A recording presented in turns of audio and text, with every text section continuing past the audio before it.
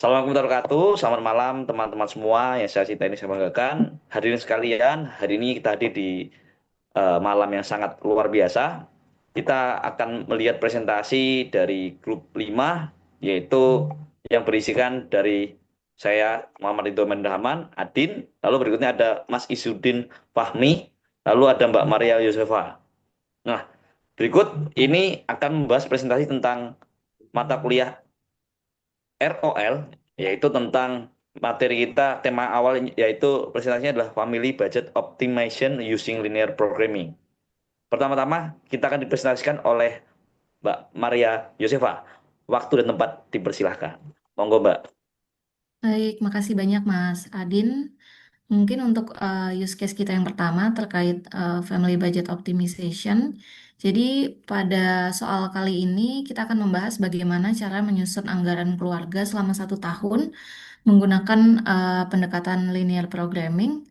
Tujuan dari use case ini sebenarnya untuk memaksimalkan dana leisure atau hobi dengan tetap memenuhi seluruh kebutuhan wajib setiap bulannya.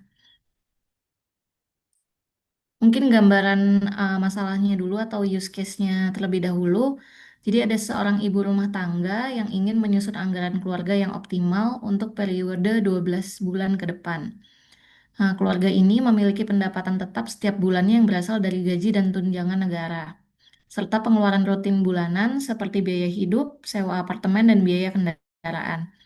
Selain itu, terdapat juga pengeluaran periodik yang muncul pada bulan-bulan tertentu seperti telepon, gas, dan listrik, serta pajak kendaraan. Nah, tantangan utama pada keluarga ini adalah bagaimana mengalokasikan pendapatan yang terbatas untuk memenuhi semua kebutuhan dasar keluarga sambil tetap memaksimalkan anggaran untuk kegiatan leisure atau hobi yang meningkatkan kualitas hidup keluarga mereka.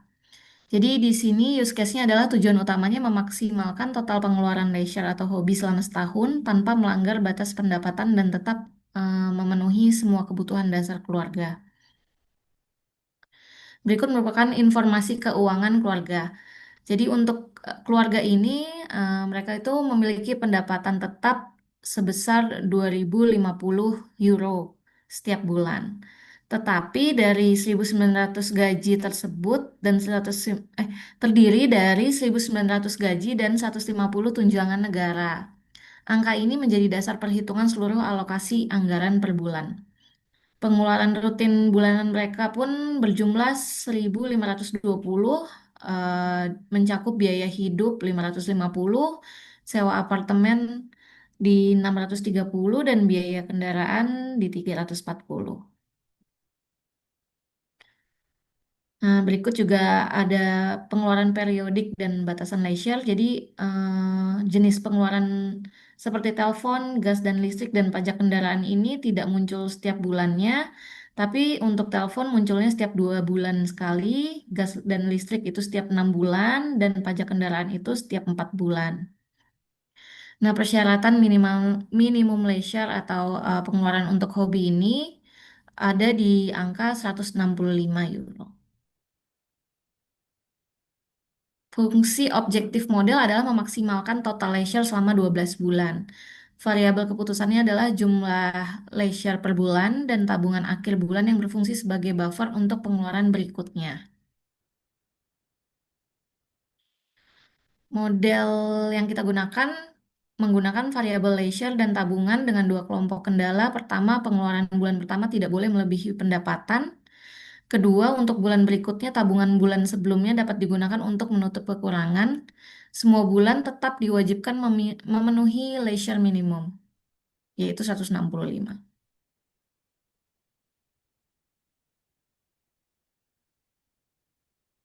Nah, berikut untuk total pengeluaran bulanan dalam model. Jadi bisa dilihat pada tabel. Untuk total pengeluaran bulanan dihitung dari pengeluaran rutin 1.520 ditambah dengan pengeluaran periodik yang jatuh pada bulan tersebut. Nah, ini menghasilkan beban yang berbeda-beda setiap bulannya dan menjadi faktor utama dalam optimasi alokasi tabungan. Nah, model yang kita gunakan dipecahkan menggunakan metode Mixed Integer Programming atau MIP. Solver berhasil menemukan solusi optimal, artinya seluruh batasan terpenuhi dan total leisure berada pada nilai maksimum yang mungkin secara matematis. Nah, berikut hasil programming kita menggunakan Python. Jadi hasil optimasi menunjukkan strategi menabung secara dinamis. Tabungan dikumpulkan pada bulan ringan, lalu digunakan pada bulan berat seperti Juni dan Desember. Karena Juni dan Desember ada pengeluaran periodik yang harus dibayarkan.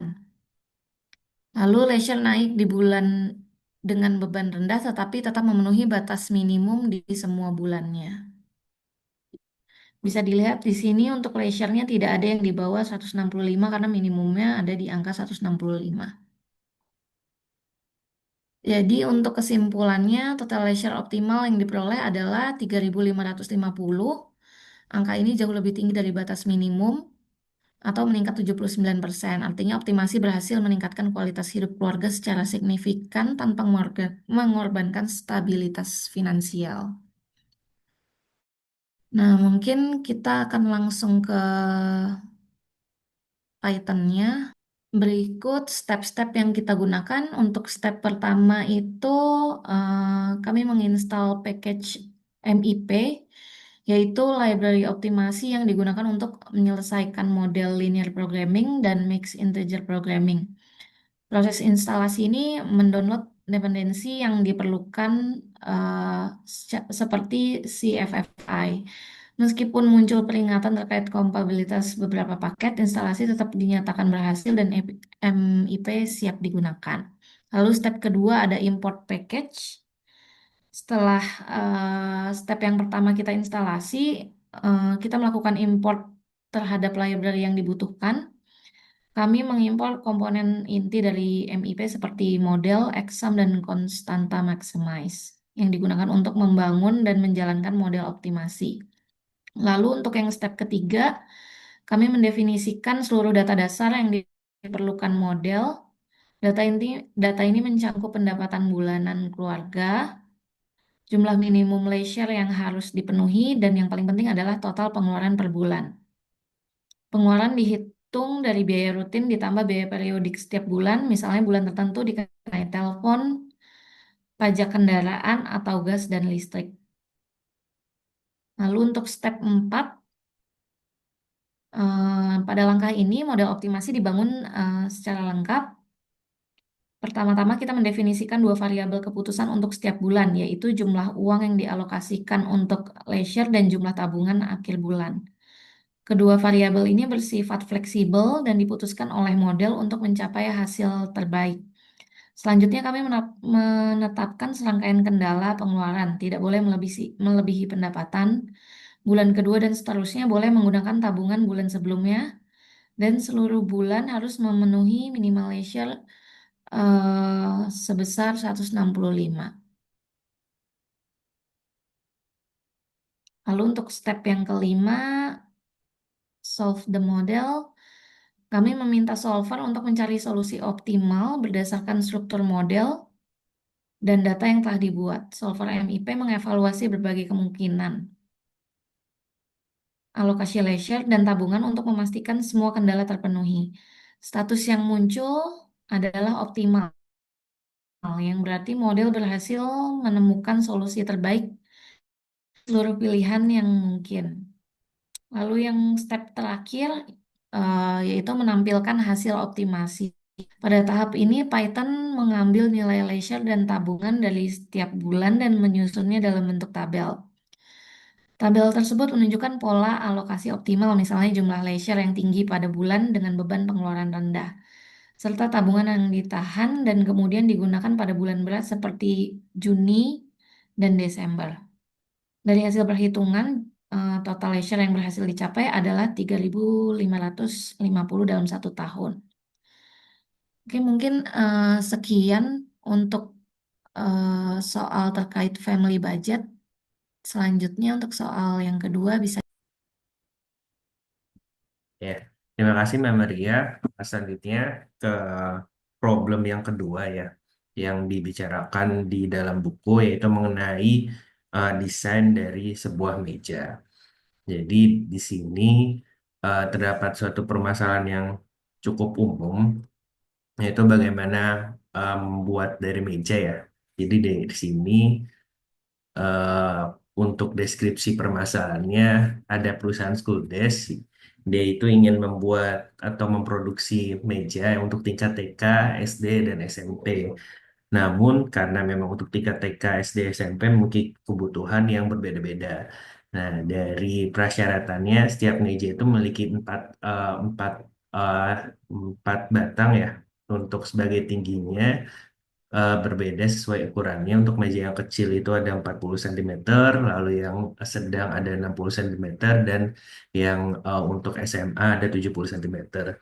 Namun kaki-kaki ini itu didapatkan dari memotong batang yang cukup panjang. Itu ada dua contoh batang, yaitu ada 1,5 meter dan ada 2 meter. Nah, dari gambaran tersebut itu bisa dilihat bahwa terdapat permasalahan ya, karena ada dua input, yaitu berapa, ada batang 1,5 meter dan ada batang kedua ada 2 meter, namun dengan sesuai demand yang berbeda-beda. Dari problem statementnya adalah untuk memenuhi pesanan ada 108 meja kecil, lalu ada 125 meja sedang, dan ada 100 meja besar. Perusahaan itu harus memutuskan bagaimana memotong batang baja karena ada tujuan yang dicapai, yaitu setiap pola itu perlu mendapatkan tujuan dengan sebesar sisa potong yang paling kecil. Jadi tujuan dari masalah ini adalah menentukan kombinasi apa yang didapatkan untuk mendapatkan sisa potongan yang terkecil. Saya berikan contoh, misalkan ini ya, untuk katakanlah ini adalah batang seukuran 1,5 meter. Nah, kita membutuhkan salah satunya adalah 60 cm dan 60 cm. Dipotong 60 cm, lalu dipotong 60 cm, pasti akan masih tersisa sebanyak 30 cm. 30 cm. Dan yang ini dikatakan dengan trim loss karena trim loss ini tidak bisa digunakan kembali. Seperti itu. Nah, dari hal itu, karena kita sudah mendapatkan dua input berupa batang 1,5 meter, lalu ada dua batang kedua yaitu 2 meter, dengan skema seperti itu dibuat berapa kemungkinan-kemungkinan pattern cutting yang ada. Contohnya dari bar tipe 1 untuk 1,5 meter, jika menggunakan pattern number 3, kemungkinan akan terdapat 40 cm dua batang 40 cm, lalu dilanjutkan dengan satu batang 70 cm dengan loss yang nol. Nah, dari setiap itu akhirnya didapatkan bahwa ada 12 pattern dari dengan bar yang satu dan bar yang kedua. Dan hal ini yang dengan tujuan untuk meminimalkan cutting loss atau loss. Nah, itu dibuat sebuah mathematical model atau mathematical notation. Salah satunya set yang paling dibutuhkan adalah tadi yang saya sebutkan bahwa ternyata mejanya butuh ketinggian yang 40, 60, dan 70, yaitu dibuat dengan sentimeter. Lalu dengan ada tipe barnya ya, yaitu adalah set tipe 1 yaitu 150 cm dan set tipe 2 adalah 200 meter. Dengan hal dua input ini akhirnya terciptalah set of cutting patterns yang tadi saya sebutkan bahwa ternyata ada 1 sampai 12 set cutting patterns. Lalu ada set atau notasi untuk patterns yang akan dipakai oleh tiap-tiap bar. Lalu diajukan dengan parameter tentunya karena yang 150 meter dan 200 meter itu adalah tadi sudah dibuat dengan cutting ya. Lalu selanjutnya ada demand bahwa tadi setiap perusahaan punya permintaan untuk SMP, untuk dan SMA dan untuk SD. Lalu yang terakhir ada untuk pemotongan yang diproduksi hasilnya. Dengan hal itu akhirnya dibuat decision variable, yaitu berapa banyak pattern yang dipakai dengan pattern seperti apa. Jadi di situ dirumuskanlah bahwa sebuah mathematical model untuk meminimumkan penggunaan lensa itu yang tadi 150 dikalikan dengan pattern yang dipakai, lalu dengan pattern yang kedua dilakukan dengan dikalikan dengan pattern yang sudah dipakai dikurangi dengan 4 kali. Kenapa 4? Karena siap satu meja pun itu dia butuh 4 batang. Dikalikan dengan demand yang diminta, Lalu didapatkanlah jumlah cutting loss karena yang dipastikan objektif dari sini adalah cutting loss. Dengan melakukan cutting loss, namun terdapat persyaratan bahwa jumlah cutting atau jumlah pattern yang harus dipakai dan dikalikan itu harus lebih besar dari 4, eh, 4 kali demand-nya. Seperti itu.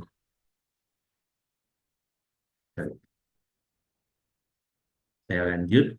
Nah, dari analisis itu terdapat sensitivitas model yang bisa dilakukan karena kita mendapatkan ada perubahan demand, misalkan ada demand, lalu ada pola, karena melihat dari produksi kakak 70 cm itu paling sensitif, karena panjangnya paling besar ya, dengan 1,5 meter pun dengan produksi kaki 70 cm itu hanya dapat 2.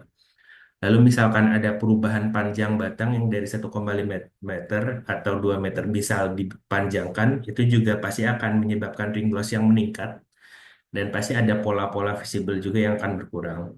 Jadi untuk analisa sensitivitasnya memang ini cukup besar karena inputannya bisa berupa dari demand satu, terus lalu ada dari panjang batangnya yang dibutuhkan karena dari panjang batang dan demand ini pasti akan menghasilkan cutting loss dan itu yang banyak pattern atau banyak pola yang bisa berubah dari perpaduan di sana.